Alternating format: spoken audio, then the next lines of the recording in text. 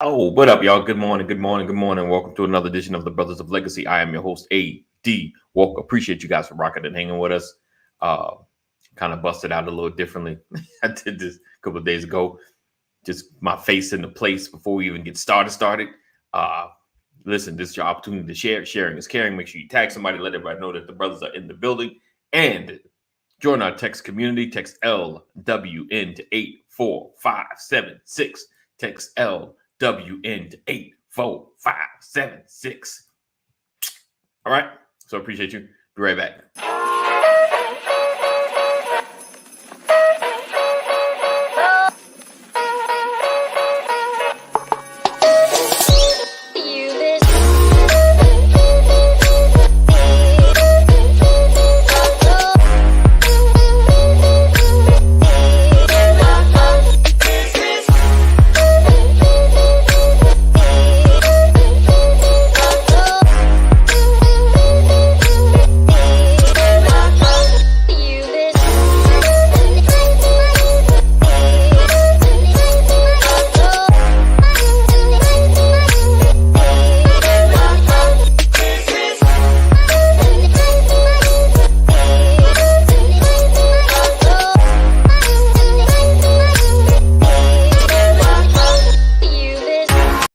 All right. What up? Good morning.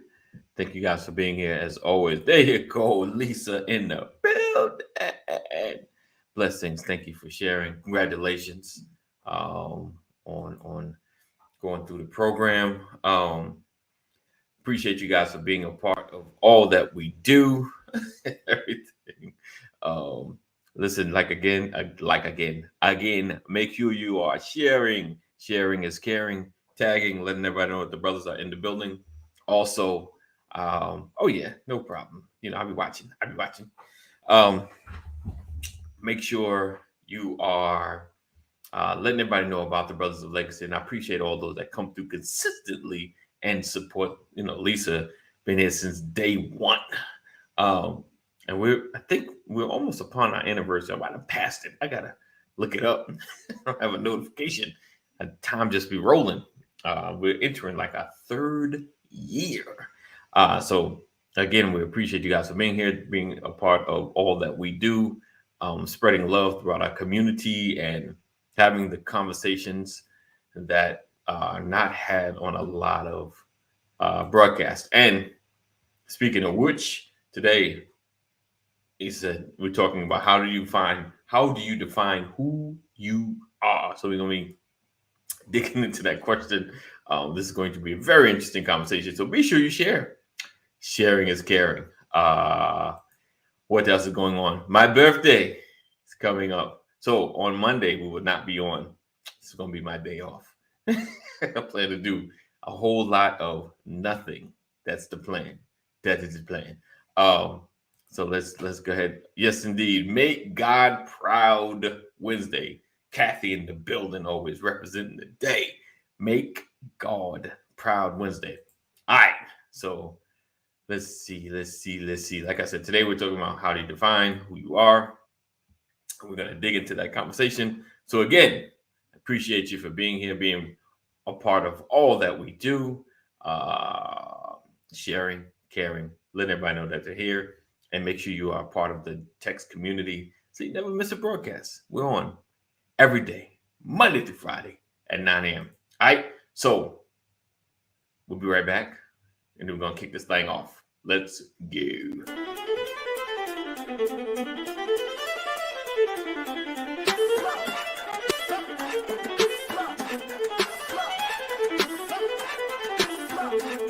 I want to welcome you to the Brothers of Legacy broadcast, where we are changing our community one conversation at a time, every day. We are creating a new legacy.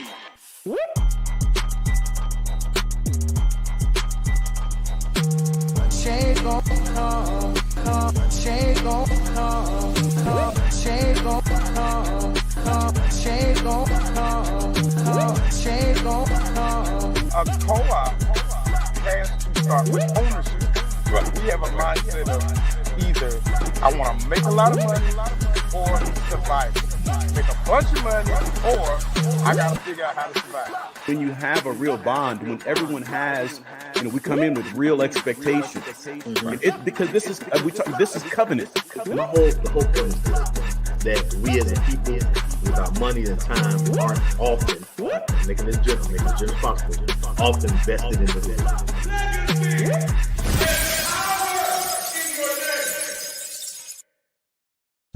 You're watching the Brothers of Legacy.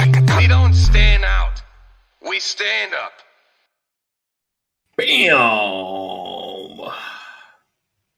Good morning, gentlemen. Good morning. Good morning. Yes. Good morning. Grand Rising. All the time. All the time. All right. What's up, Richard? Good morning. Good morning. What's up, Keita? All Good right. morning. Good morning to all the lovely viewers and listeners today. Yes, indeed. Yes, indeed. Podcast people, I appreciate you. Make sure you guys are rating, reviewing, and letting everybody know how dope we are. All right. So today, got a little heavy this morning. How did you find who you are? And quick backstory. So Pastor sent me a clip, I think yesterday, with Barack Obama. Oh, it's like 1995. Where were you at in 1985? Don't answer that. Okay.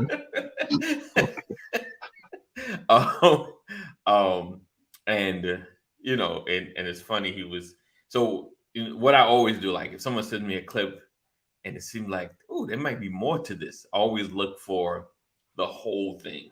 So basically, it's an hour of him talking about his book. The first book. I can't hear you, Pastor. You on mute. About his father. He just said it, and I was just watching it. But yeah, his letters from my father. And he was kind of talking about the book and a situation, about a party going on. Well, the clip was about a party. He's pretty much how he hung. It was like him and a couple of guys, and he's always like the minority in a group of white people. And right. When he was in high school. Yeah. Going to parties, Mm-hmm. he was in a sea of white people. Right. And there were just a couple of black folks. Yeah. And then as they got older, they were in Hawaii, and he took him and his friends took a couple of white guys to a party that was predominantly people of color. Right. And these were his good friends, because he said that outside the clip. And they went to a party on Schofield Barracks, which is a military base in Hawaii. Yeah. And he talks about how his friends were noticeably uncomfortable. Right. And after a while, they asked Barack if they could leave and go somewhere else, because they just weren't really feeling it. Yeah. And it dawned on him they were feeling in that moment, but he had been feeling his entire childhood. Right. Mm-hmm. Yeah. He was like, welcome to my world. It was the reason I kind of came up with how to define who you are was watching the whole clip. Colin Powell was in that same space. They were like either on a book tour together. They were like on a tour together. How they connected, not totally sure, of course. Don't know the backstory, but they were on some tour together. And he kind of joked about, Colin Powell was worried that I was going to outshine him. Like I was going to get a bigger crowd than he got. Now, of course, we know then he wouldn't, because Colin Powell was a little more known than Barack in 95. This is 1995. This is not even Senator Barack. This is that dude that just graduated from Cambridge, that came out of college, So he was just regular Joe Schmo Barack Obama, So it was just interesting just watching, like, wow, this had become our first black president, just watching him in basic, before everything else and before actually getting on that space and going through the motions and things of that nature. It was interesting. And he still talked the same though. Let me tell you what, he still had the same Barack, he, certain things probably changed, but he was pretty much the same person all the way through, You know, Mm-hmm. if anything, that show like this dude has just been a consistent character, you know, his all of his life. You know, Chicago, it was kinda, man. Chicago. right. Keep it real. So today I just wanted to kind of talk about like, how do you define who you are, right? And in the context of this conversation, you know, we always feel we have a purpose, right? And each one of us know we play a role in society. And Pastor always says, you know, work on your portion of the wall. You know, work on and basically speaking of like the walls of Jericho when they're building, you know, work on your portion, build it back up. Let's build. And it's funny, you know, I'm about to go into my own tangent. So I was like, I almost went down this rabbit hole of looking at organizations and like, what are they doing? What are they not doing? You know, man, it's frustrating just to see, like, can they do more? And then it's like, I literally could hear Pastor like, man, just work on your portion of the wall. Like, just do what you can. You can't change and save everything, you know, just work on your portion, you know. So today I just kind of want to talk about how we are working on our portion based on who we are. And how would you, if someone said in a few words, well, more than a few words, but how would you define who you are, right? Because a lot of times, especially as men, we've defined ourselves as what we do, you know, especially those that may have a doctorate or certain levels of degrees behind you. Right. I guess that looks like Sam. All right, there, that's Sam. That's right. Run your race, master your lane. Indeed, got my back. So how would you define who you are? If someone's to ask, you know, not what you do, but who you are. You know, we go through interview process. You know, what can you bring to the company? Or what's that broad question? Tell me a little bit about yourself. you know, like you want the business side. You want what I can do for you. You know, you don't really want everything. You don't really want to tell you everything about me. You know, like, it's just an I am Malcolm X. Right.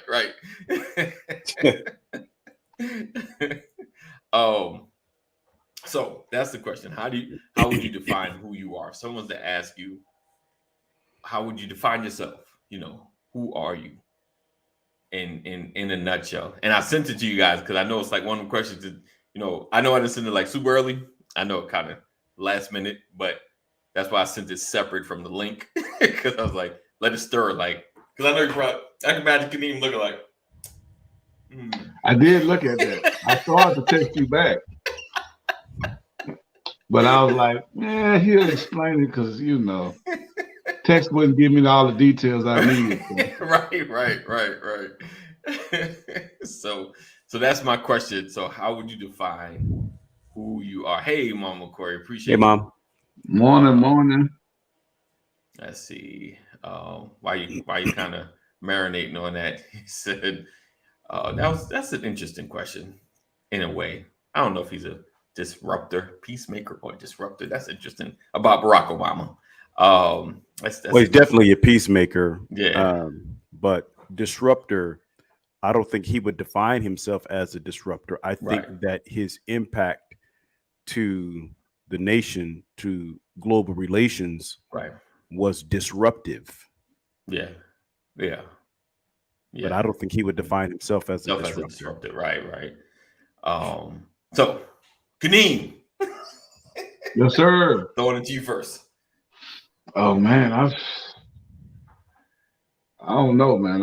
I ain't really thought about defining myself and putting it into a, you know, I guess a phrase or a sentence to tell somebody.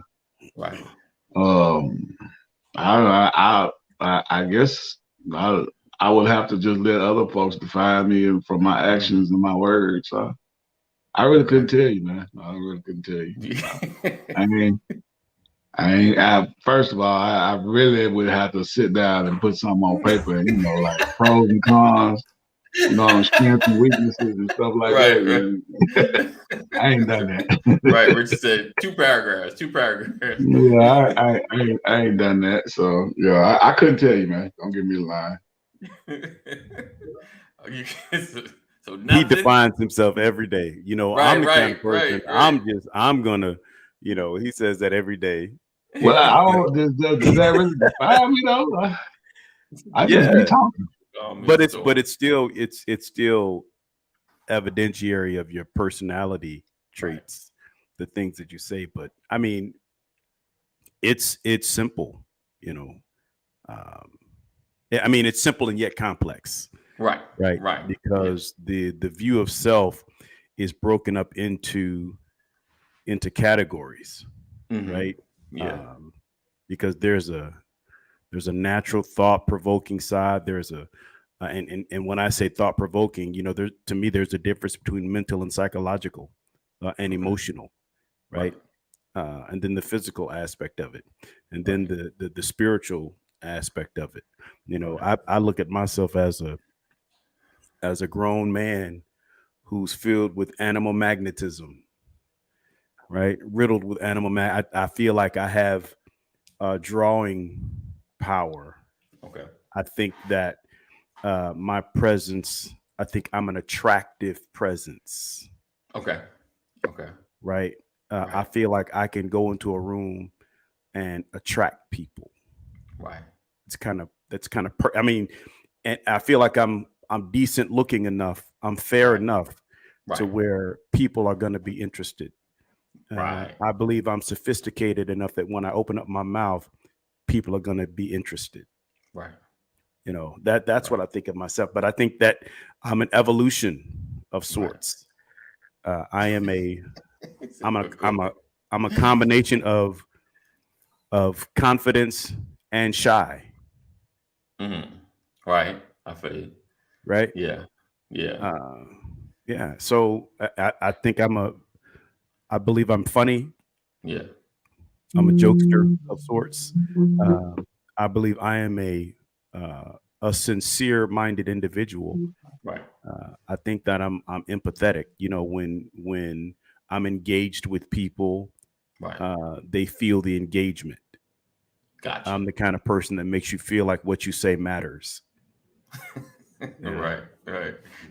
Charlotte said, he said, I'm a baby whisperer, but losing the touch. Don't work as good as it used to. I still love the babies. Yes, indeed. If you're Rollins and the babies, he's always he's drawn to them. But I also think I'm a simple person. Okay. I'm an old head. Yeah. I'm conservative. Okay. You know, down to earth.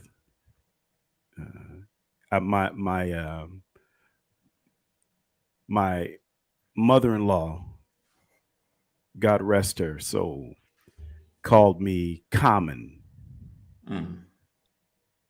Common. There's nothing simple about you. What? She said there's nothing simple about you. She said, I object. Okay. Oh, there you go. Straight shooter, Sean says. Yeah. Oh, no sugarcoating. Yeah. Indeed. All right. That's good. Oh, so I'm big-hearted. Right. Yeah, I mean, I could have said all that too, but you didn't. I mean, I mean, we can go on for ever, because we do all kinds of stuff. I mean, but but we all have like, especially us, like between the three of us, each one of us, and like you said it yesterday, came off camera, like or off the live. You know, each one of us offers something different. You know, we have different perspectives on a lot of things, like 3 different perspectives on things. I agree. Each one of us has a different vision of the world. We see through different lenses. You know what I'm saying? Absolutely. Right. Yeah. What makes us great. Definitely. And you know, like I said, for myself, I don't know. And I know my wife hates this word. I'm like an No, I won't even use that word, but I'm like I'm kind of shyish when it comes to crowds and especially new places. Walking in the room, you know, I'm the dude that walk in the room and try to find my corner so I can observe the room. Like I can interact, but I need a minute to kind of survey the room. Like the unfortunate, like I can't just the cold walk up, hey, how's it going? Without an introduction. Unless it's like, okay, I'm purposely know who somebody is. They may not know me, but I need to connect with them. Like, oh man, that's such and such. I need to connect. And I probably have a 30-second to a minute conversation. Like, okay, we're gonna go over there and we're gonna connect. All right, we're gonna go. Let's go. Don't worry about the outcome. Let's just go do it. It's like, like I'm literally like, come on, man, let's just go do this thing. Oh man, like me and the networking and connecting. Yeah, man, I struggle. I may not even like show it, but man, it's a struggle. Like this where I'm at, this is not comfortable. Like I've gotten kind of comfortable in this space right here. But it took a minute. Let me get what's up, Mr. Reparations? Hey, yo. What's going on, brother? I can't call it, man. Y'all all right? Yes, sir. All is well. I was like, AD was talking about he had to go over there and push himself to go talk to somebody. I don't have a problem talking to nobody. That's not my issue. Right. My issue is getting up in the morning and going to work. That push you was talking about. Yeah. I sit on my wife be tickled to death, boy. I sit on the side of the bed. Get your pump tail up, boy. Put your feet on the floor. Bro, but you I be saying it out loud. No, I get it. But bro, you such a hard worker. So what is it though? Is it just that job? I know you. Oh man, I never have been a morning person, man. I've been used to getting up and late in the afternoon, like since I was 13, 14 years old. You know what I'm saying? Right. Yeah. So it's just my biological clock is trying to get back to a norm. Even though I've been getting up in the morning for probably about 5 or 6 years, it's still difficult to get up. So y'all hear the context, right? Mm-hmm. It ain't that he don't like to work. He's just not a morning person. It's the morning. There's no question. When he said that, that's what I was thinking. Like I know. Yeah. First he's like, I'm getting up, going to work. That's my. Right. But really, it's just getting up. Yeah, getting up in the morning. I thank you for the clarification. Getting up in the morning. He was like, because you work like. Getting up in the morning is a killer for me. Yeah. Especially when I got to be there, or I should say, I had to be there at 6 a.m. You know what I'm saying? So, you got to get up at least 4:30, 4:45 every morning. Yeah. And I'll be over there and wake my wife up. Get your pump. And I'm being, for the audience, I'm paraphrasing. You feel me? We can fill in the blanks. Look, we feel the energy. We feel it.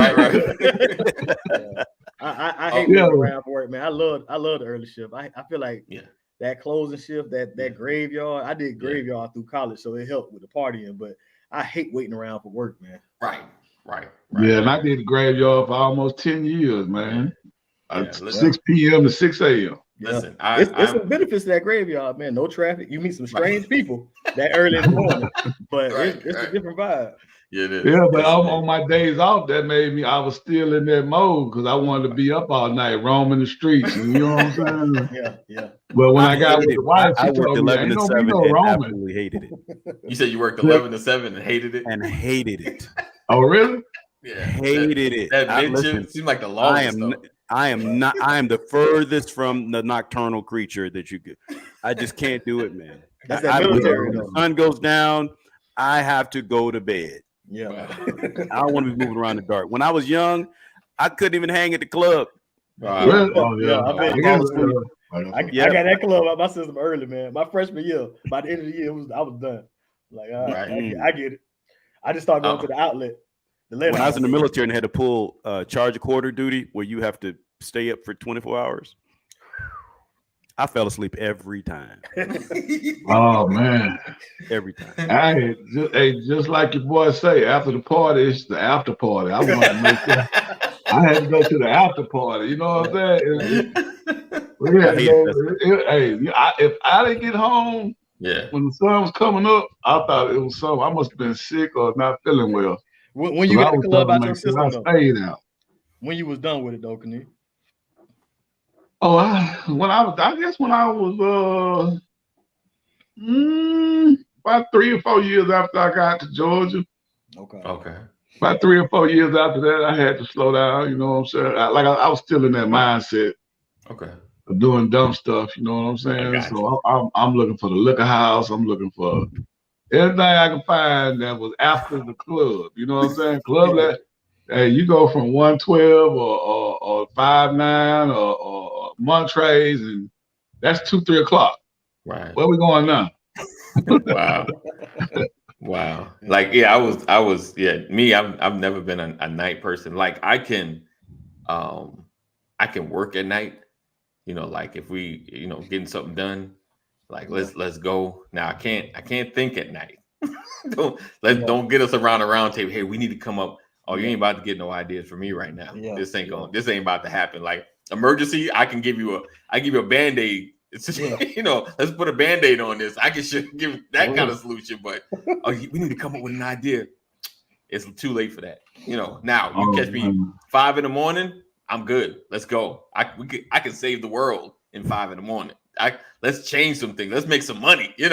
I can do it at 5. I got between 5 and about right. There you go. Look, that's exact. My brain go to sleep. My body on autopilot. Like if I Knie, hey, I need you to take all of this and put all of this there, and it's like midnight. I got you, dog. Let's go. Let's move.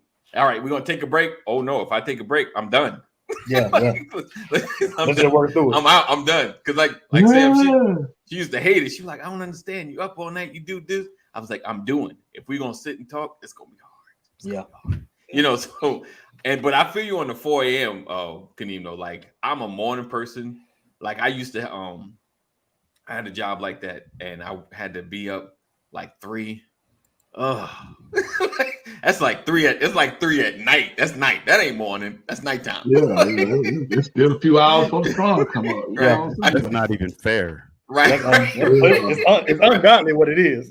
Yeah, that is ungodly. I don't want no part, but I mean, when the money calling you, you don't. Oh no doubt. Oh yeah. You do what you gotta do. But like you said, you sit on the side of the bed like. Oh yeah.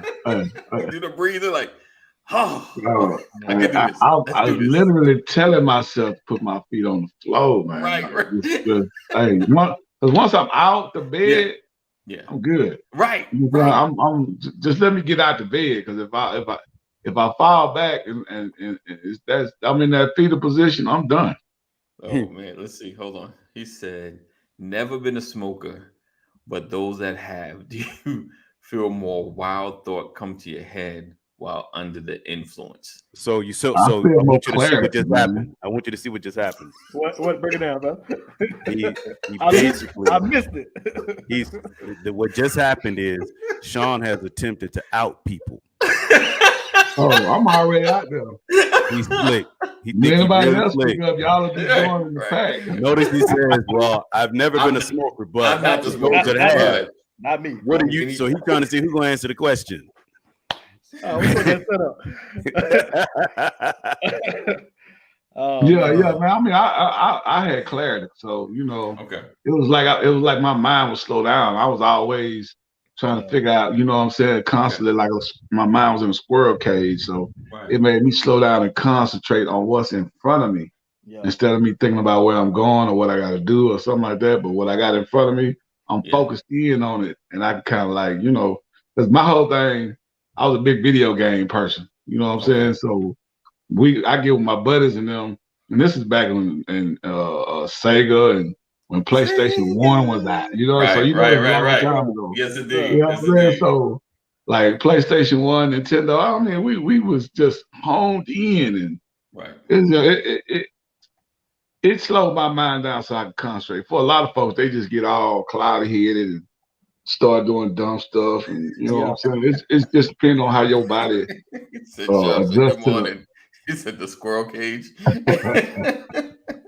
It's just how your body. It's just how your body adjusts to it, man. It affects folks differently, and it depends on what type. What is he even talking about? Weed or is he talking about cigarette? Let me get clarification. See what I mean? You got to be talking about weed. You see what he did there? Listen, he didn't get clarification on that. Now you got to put stuff out there. That's my point. He's trying to out people. Let me make sure. I ain't talking about crack. I ain't talking about cigarettes. I'm talking about marijuana. Let me make sure. Marijuana. I know. Oh, that was good. That was good. All right. So, Terrell. Sir. How would you define who you are? Oh man, that's a hard question. Is that the topic? That's hard.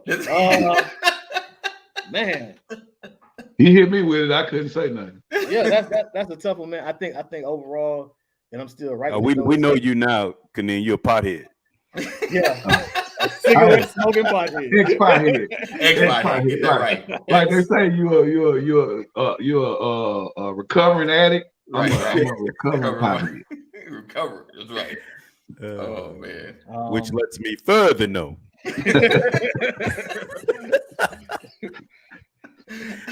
No, I personally, I would build a radio high. Yep.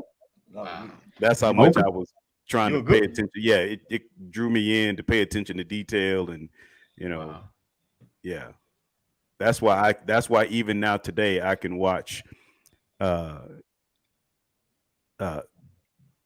love stories, because the first time I saw Christopher Reeve in Somewhere in Time, that movie, I was buzzing from start to finish. From start to finish. And I've been hooked on that movie ever since. Just like and I made the mistake of my brother and I watching Wayne's World. Oh Lord. Oh. And I literally to this day, I don't think I ever laughed so hard. Yeah. As watching Wayne's World back in the day. But that's what I do. I would smoke and listen to the music, like Carter 1, Carter 2, all that. Just you analyze and did you hear that line, son? Did you hear what he said? Yeah. Did you hear that? Word for word. Yeah. Word for word. Yeah. You let some of them old for like our parents or grandparents, you let them get high and listen to some rap. I bet you they understand them words then. Yes, sir. I bet you they understand them words. Yes, sir. My mom listened to the Carpenters. Okay. Karen Carpenter. Dionne Warwick. Oh yeah. Nat King Cole. Right. A Slave. lot of Nat. Right. Nat Smooth. You said something. You said Slave, boy. Yeah. The album where the guy was holding the globe, holding the world on his shoulders. You said something then. My mama, she was a Commodores fan. Her favorite song was Zoom. That's a good one. She was on it, boy. Yeah. I wake up Saturday morning. I ain't had no choice. Just but like it's 8:00 on the phone. We already zooming. Right? She up cleaning. Yeah. Right? Yeah. And wouldn't mind coming in my room. Get your lazy up. It wasn't but though, but right. Yeah, we got you, bro. We got you. We understand. We feel the energy. Right. Yeah. Isaac Brothers, Ohio Players. That's all some really good cleaning music, man. Oh yeah, the Isaac Brothers. You said something then, boy. He said Ephraim is a wingman for church. He takes on the uglies, so to speak, can handle their business right, but feed the people without worries of anything else. Indeed. That's it. That's all I try to do. Now that's your church you. That's your ecclesiology. That's your right. Yeah. Right. So but we want to hear about E. We ain't asking about Elder Terrell. We're asking about E. There you go. There you go. Yeah. I don't know, man. You're doing the same thing all my life. From Florida, yeah, the one that ain't got them spiritual handles. Yeah. y'all bringing my spiritual high down, man. I just got out some sin yesterday. I'm feeling real good. Where would I be if it wasn't for your grace?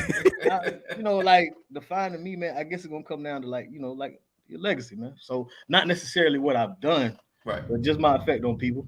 It's kind of hard to call it right now, but I don't know. I see how they line up at my funeral, man. If I touch some lives, then maybe I did something halfway right. But for me, it's impact. And like I've been in leadership for a long time, like even at my job, like. Right. And I trust me right now. Shout out to my job, who I know I'm on the clock. But I thank you for being an individual contributor right now. I'm in the point where I want to rest from leadership a little bit. But the best part about leading has been people, and it's also been the worst part. Is think attitude, no acting right people. But when you get an opportunity to have an impact on somebody and something you do can kind of, you see them be able to better feed their family, or I don't know, even just at the job, they can do the job a little bit better. I feel good when I can impact people, help people out. But that's kind of how I choose to get down, like how I do by. That's why those who I've wronged, I feel terrible about it. You know what I'm saying? I hate that I had to wrong you on my way to learning how not to wrong people. But some horrible feelings, but. That's kind of where I get my joy from, kind of how I base myself, like how I get down, how I entreat other folk. You know what I mean? I ain't nobody's best friend, I don't think. But when y'all mention me, it's like, no, that's my dog, though. You know what I'm saying? So, I feel that. That's me. That's me, man. I'm for the people. Okay. You feel like you're a patient person? Yeah. There's no other way to deal with folk. Yeah. Yeah. I'm a little less impatient. I'm a little like with myself, but with people, I'm very gracious to people. You know what I'm saying? I try to be real understanding. Try not to be judgmental. You know what I mean? So like, even some folk, if I'm judging you, I might be. I try to keep it to myself though. A lot of folk, I done judged a whole bunch of folk, but y'all don't know it. You know what I'm saying? Like, why would you do that? You know what I'm saying? What was you thinking? But like, I let people be. You know what I'm saying? I give people a little grace. There's some things that baffle me just like anybody else, but I try to be patient with folk, man. Gotcha. I believe that. Yeah. I know that. I just wanted to put it out there because you didn't say it. Right. Appreciate it. Do you, Pastor, you feel like, are you patient? I am, but I think it operates in varying degrees. Okay. Right? Because I honestly feel like my wife would say, there are times that I'm patient and there are times that I'm not. It really just depends on what it is. But overall, I think I would be defined as a long sufferer. Oh, I right. don't even know what that is. What's that? Long sufferer. Meaning that I can endure a lot. I'm very patient. Yeah. And in a lot of cases to a fault. Right. Because I love hard. Okay. Mm-hmm. So what don't you have patience for? What's the hot button for you? Ooh. Lazy. Okay. I don't have any patience for laziness. Right. I just can't do that. I don't have any patience for take too much. See, you know what? Take too much. Let me make sure my podcast people get that meaning. Take too much. Speaking of no patience, right? Yeah. Sam ain't got time for it, bro. She ain't gonna play with hey, don't start talking about my wife. She ain't on it. Hey, you know what? Though I'm gonna tell you something. Right, but but everybody needs a Sam in their life. Absolutely. Right, indeed, because she balances things out. Because I promise you, where AD is taking too long, right, Sam watching the clock. Yeah. If I'm taking too long, it's a compliment, Sam. Yeah, it's a compliment. That's my Spade's partner. She ain't allowed to play with nobody else. I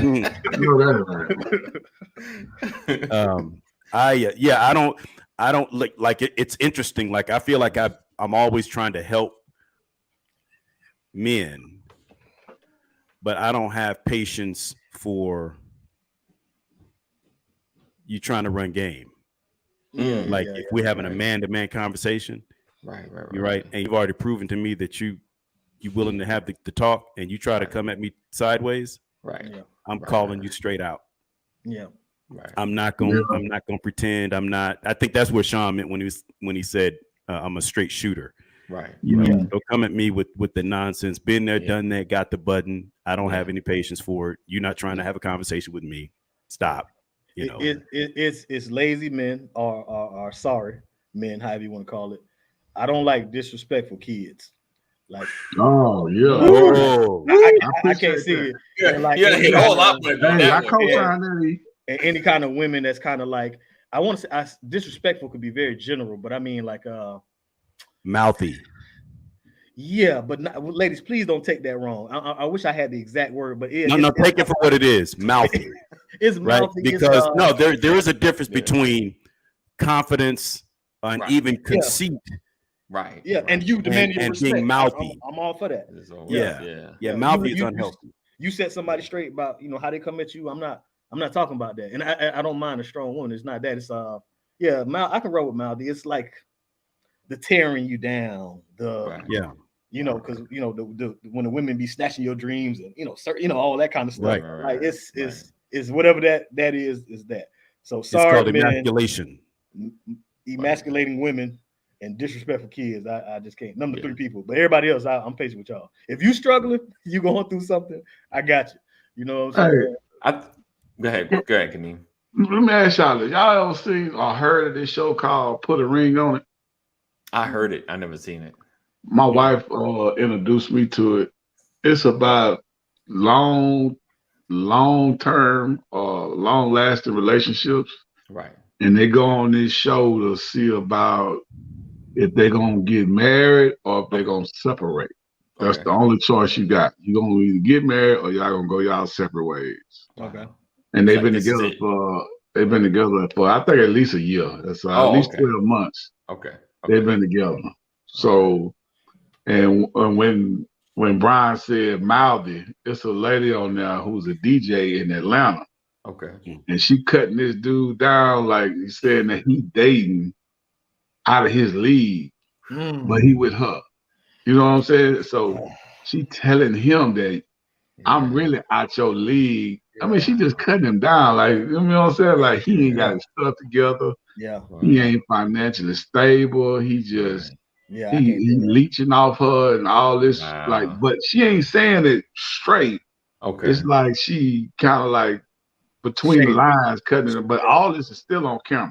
Right. You know what I'm saying? Right. Because it's like it'd be one thing, like it's hearing it, right? You might not hear everything, like for whatever reason, we have selective hearing, but then to watch it, to watch it later, last night's episode. I'm saying, if y'all get a chance, man, get with your wives. And I'm just saying, because y'all gonna have a debate. Because my wife, she like the girl, she listening to her. She upset at her, but I'm on old buddy side. Like, I'm really campaigning for him. Like, hold on now. You need to go and look, because part of it is that they got to date other women or other men while they're on this show to see if they other spouse or see if they girlfriend or boyfriend can handle it. Okay. You know what I'm saying? Like, do you have self-control? Is your discipline high enough where you won't lose it? And you had to see it, man. That's I may be explaining it real poorly, but no. It sounds like you're testing the strength of your relationship and trying to determine. It's like it's all or nothing. This experience is going to make you help you decide whether or not this is your permanent partner or not. Will we go through life together, or will we separate at the end of this show? Yeah.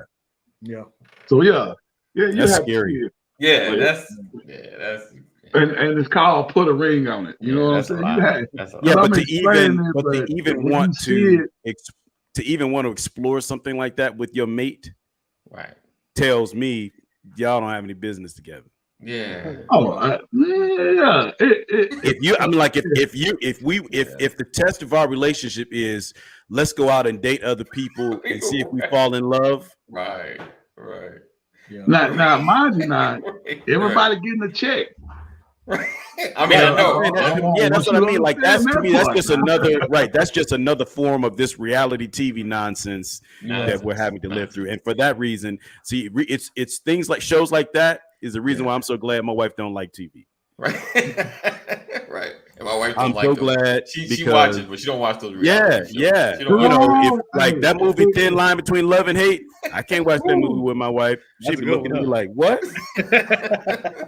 That's a good one. He said that. Rod said that's a negative watch for me. No. Waited to Exhale had some good moments, but that wasn't no movie I wanted to sit and watch with my wife.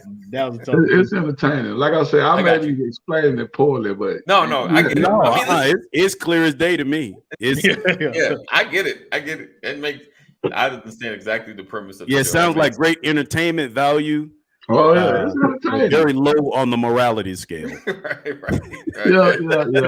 Yeah, and all the couples are real young. Ain't nobody old. Yeah, of course. I mean, it's 40 and under. You know what I'm saying? Listen, if my wife and I got on a show like that, I'd be like, "Oh, really?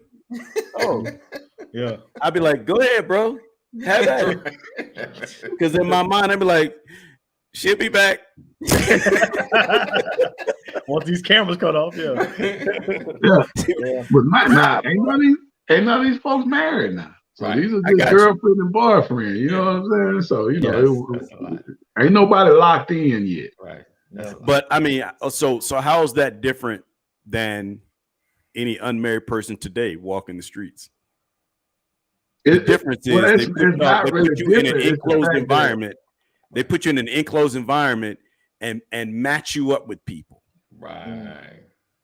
It's definitely a matching game when you start dating other folks who you're not in a relationship with. Right. And they make y'all go on like you put location at the same time. Sounds like you got 5 guys over here, 5 girls over here, and we put y'all in a hotel. So between the 10 of y'all, we're gonna, or maybe we put 10 people over here and 10 people over there, male and female, and this is the crop you get to pick from. Out of here, you find your potential future mate that makes you determine whether or not you're gonna leave here with your original mate. Right. And what's the course of time? Like a week or so, anybody can look good within 3-4 days. I think they go for 8 weeks. Yeah, even then. Right. In a paid environment, like that. Do y'all know that it takes 21 days to create a habit? Right. That's what the FBI think. Right. Yeah, I think it's for 8 weeks. That's a lot. They do. I know the show is maybe 10 episodes or something like that. Yeah. But it's very entertaining. Right. And they got another one called Black Love. Y'all might like that one too. Yeah, I heard about that. I don't know exactly. With nephew Tommy? No, that's another one.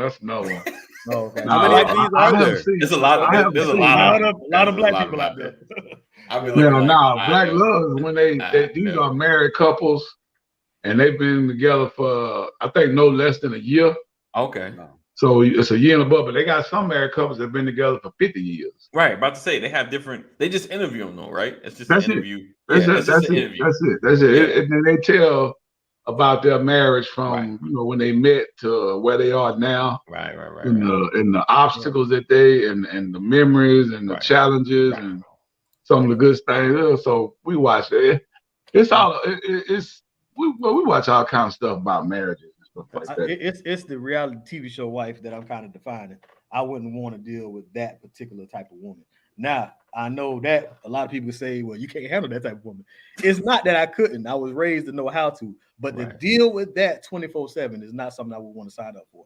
You know what I'm saying? Because if I want to be married forever, I got to take a reality TV show wife that I mean, her living is cutting the fool and throwing water on you and about to stab somebody. You feel it? Like that's her whole existence. That's how she. I heard one of them already. Yeah, that's for a young man. Listen. Hey, I got sweet potato pie mushed in my face on Thanksgiving Day. I done already had one of them already. It don't even taste the same no more. It ain't the same. It ain't the same. I'm gonna need you in front of my neighbors. Yeah. Okay, I'm gonna need you to pause on that one. We're gonna talk about. I need the story on that one after the show. I need the story. I need that story. Deborah says they're already in a committed relationship, so they're going to go back to the dating stage. Right? They need to stop playing games, break up. That's Thank you, Deborah. Yeah, that's what it's all about, Deborah. They trying to. They already on the one of them on the fence. But no, Deborah saying what I said. She's basically saying if you're doing all that, y'all should just break up and go your separate ways. But it's all about that check. Wow, if I'm gonna break up, let me get this check first. No, I get it. Yeah, I get it. I broke up with a lot of folks that get paid. Yeah. All right. So Pastor asked, at Ephraim, and I asked him about patience. Kaneem, do you feel like what's your patience like?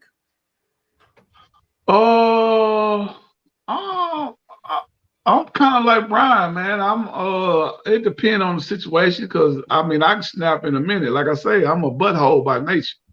So if you not by nature, if you out of line, because I got a whole bunch of words, most of them not able to be said on this show right now, but I like slanging them. You know what I'm saying? So it just it depends. You know what I'm saying? The situation calls for whatever. I adapt well. That's all I can say. Yeah. So if I need to be patient, I can be. If I need to be vulgar and ignorant, I can be. If I need to be subtle, I can be. So what's your hot button? Like, Ephraim was saying, babe, disrespectful kids, mouthy ladies, lazy guys. He said disrespectful kids. It's really in my book, you know what I'm saying? But I know my kids is challenged because I have history that makes it challenging. So I have to be mindful of that I gotta kind of like, you know what I'm saying, navigate real cautiously when they become disrespectful, because I know I can, go there. I'm not cursing at them, but I know my tone gets a little stern, so it's all in my facial expression. Yeah. Like, is he about to come at me, or so I have to kind of like, settle that down a little bit. Yeah.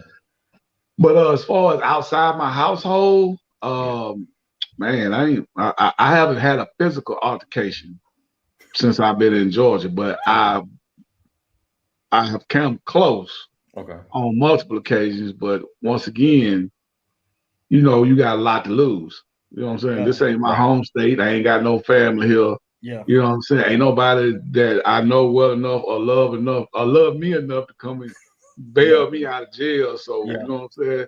Like I told you, if I follow my behind, ain't nobody that'll pick me up but me. Yeah. You know what I'm saying? In my hands and handcuffs, I can't pick myself up. Let me make it very, very clear. I would bail you out of jail. Right. I was gonna say that too. No, real talk. No, y'all giving him the green light. No, nobody comes to get you, bro. Wait. Nobody comes to get you. Don't hit that supervisor. Wait, watch this. Watch this. Here's the thing. I would bail you out of jail. Here's the thing. Like the reality is, yes, I would bail you out of jail. Right. If you did something that I felt like, yeah, okay. That's my dude. I get it. Yeah. Right. On the moment. Yeah. Right. But if your bail makes me question whether or not my mortgage is gonna survive, right? I'm gonna be praying. Right. Yeah. See? Yeah, them days behind, man. I had a bit of a temper back in the day. Gotcha. For clarity, so I always walked around with a pistol, even though I wasn't legally able to carry one. I'm with you. So you know what I'm saying, but. Now I don't even. I got guns, but I don't have to. My mind say I don't need one at all times. Right. That's what my mind says. Like you know what I'm saying? So that's the great part about the confidence in my statement, because I know you're not looking to get locked up, so I can say that real easily. Yeah, man, I bail you out of jail because I have no expectation that you're gonna be in. I mean, you said the one statement we all say, man, I got too much to lose. Yeah. So that's why we can confidently say like, yo, we got your back, because you at least know the stakes are high. I ain't gonna do it, bro. When y'all said it, I saw a spark in his eye. Like, oh, I can't put you. Like, he got somebody in mind. Once you step with that, then I'll tell you. It ain't that type of party no more. I would bail you out too, E. I appreciate it. It ain't that type of party, man. Oh man. Simpson, I got a question. Yeah. Hey, now, if you bail me out though, the condition is you get 2 questions. I get one phone call, you get 2 questions. Right. Then that's it. I ain't answering nothing after that. The rest of the car ride silent. So, don't ask me how I'm doing, because that's one of them. I'm telling you. You get 2 questions about my business because you bailed me out. I give you that. Then that's it. Oh, let's see. Hold on. So, are you the same person to your loved ones that you are in the streets? Worse or better? Ooh, that's good. Yeah. Oh no, I'm worse. That's good. I'm worse because they know me. You know what I'm saying? They people that don't know me, I show them what I need to so they can remember the person that I want them to see. Yeah. My family, they know me since I was in Pampers. Right. So they seen what I was, what I wanted to be, what I am, what I could be. So I'm worse on them because they know better. And I know them. So I kind of know where they coming from or what angle they trying to play. You know what I'm saying? So yeah, I'm worse on my family. Yeah, me too. I'm harder on my family. I'm worse, and I feel bad about that because I'm less patient with my family. Yeah. So the world get a easier Ephraim. Ephraim. You could be 4 weeks late turning in a report, but my daughter got to get her toys off the floor the first time I say it within 2 seconds. You know what I'm saying? And I'm blowing up. You know what I'm saying? So I ain't proud. That's a good question. I ain't proud of that, but even when you said it, I started to see it. Like the world, I'm much more patient. Right. I'm developing. I'm working on this. But no. I think because your kids or your children are you are their highest authority. You know what I'm saying? Like who they become is more on you than anybody else. You know. So I think that's why I bring it to my fam harder. You know. In a way, I don't like it because I like them to see the same person and the smiley person that's outside the house. I mean, I'm pretty consistent. You know, I'll say my fam has probably seen more of the worst of me because they see more of me. They see, they see when things go bad.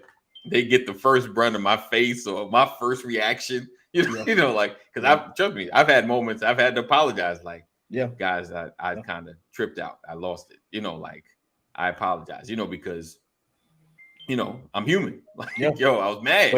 But here's the thing: can we appreciate the fact that you're harder on your family because you all came up with the same training, right? So when somebody goes off the rails, right? To Kaneem's point, y'all know better, right? And I'm not the only one that has shown you better. It's our culture, right? And versus people that are external to you don't understand your internal culture, right? So they're going to get more grace, right, until they become more familiar. It's funny. I feel what you're saying, Pastor, and I think I do agree, but just to hold myself accountable as I'm thinking about it, there just have been literal times where being gracious was top of mind outside, and inside I might have relied a little too much on what you're saying that y'all should know better, and I applied that to all situations, all cases. Like nobody should have to cut off cartoons on a Saturday morning. Y'all ain't hurting nobody. You know what I'm saying? Like, y'all running around grandma's house. Right. It's a bunch of kids. What do I expect y'all to do? You know what I mean? So I'm just saying I'm just holding myself accountable to the fact that it hasn't been top of mind to be gracious, because I don't think my job is to get them 24/7. Right. And sometimes I've been like that. Like I gotta apologize sometimes, like AD say. Yeah. What I was thinking about was those that are my age and my age range. I wasn't thinking about being hard on my kids or better on my kids. It was those that are in my range of age who I grew up with. You know what I'm saying? Yeah. So now when you talk about kids, I mean, that they gonna be learning. So you gotta be stern with them at certain times. But I'm talking about those when I say they grew up, they saw me in Pampers and stuff like that. That's what I'm talking about. I got you. Those that know me as I've grown, you should know better than to come at me like that. When the last time you did, it was the same situation. Now you gonna try me with the same foolishness. You know what I'm saying? It's the new Kaneem. Listen, they're hoping the outcome gonna be different this time. Yeah, you know what I'm saying? That's what I'm talking about. Yeah, with the kids, I mean, you got to. I don't know no parent, man or woman, who ain't had a little, off the rail. Hey, you know what I'm saying? Let's get it together. Yeah. I've seen my daddy snap plenty of times. Y'all remember them old remote controls? It was like a box, and you had to press the buttons down like that. Oh yeah, it made sounds. Yeah, smashed all that. Like I still don't even know what it was. He smashed all that, man. My daddy would come in, he'll get mad. We couldn't chew bubble gum for like 3 years because we were smacking too loud on the car ride. Like it was, man. We couldn't play PlayStation Sega Genesis on Sunday. It got bad, man. My daddy. But see, to me, that's different. Right. Yeah. Because there's like what you're talking about is someone with a short temper, right? And sometimes we're talking about someone with deep-rooted anger issues, and it has nothing to do with the young people. I agree. When we talk about like it's one thing to have a conversation about discipline, right? We have to get filming like looks like you're trying to hide his identity. Yeah. That ain't doing nothing, making it worse. That's gonna make it worse. Like behind you, make it worse. Yeah. You good though. Because when you talk about being patient with people, it's one thing to have to tell somebody that you've trained to pick up behind themselves, and you have to tell them 3 or 4 times to go do something that they've been trained to do. Right. I don't have patience for that at all, because you know that you're supposed to do this. Right. When you get to a certain age and you've been trained that way and you don't do it, that's defiance. That's disobedience. And there's no patience for that. Yeah. But as you're growing as a toddler don't know to clean up, that becomes a game, but when you start talking about, don't chew bubble gum and I don't want to hear you chewing gum, that kind of stuff. Nah, you that's a mood. Right. Yeah. And when a father decrees something in the mood, it's over. He would ban us and forget that he banned us. Like we be going like bro, it was bad, bro. It was bad.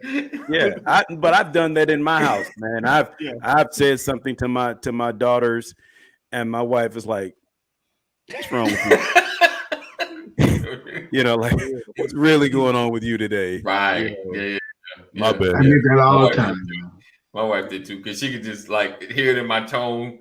What's wrong with you? What's wrong with you? What's wrong? Yeah. The kids just did, like something simple, and you off the handle. Like, what's wrong with you today? I know I've done wrong. Nothing's wrong. I know I've done wrong if I have said something to one of my children, and then my wife goes into their room after I left out. Smooth this over. Now you know your dad. Right. You know your dad. My wife is the children's interpreter. Right. She meant. I'm like, he's standing right next to you. Yeah. He meant. Yeah. Thank God for my I don't need you talking for me. I get what I said. Man. That hole, man.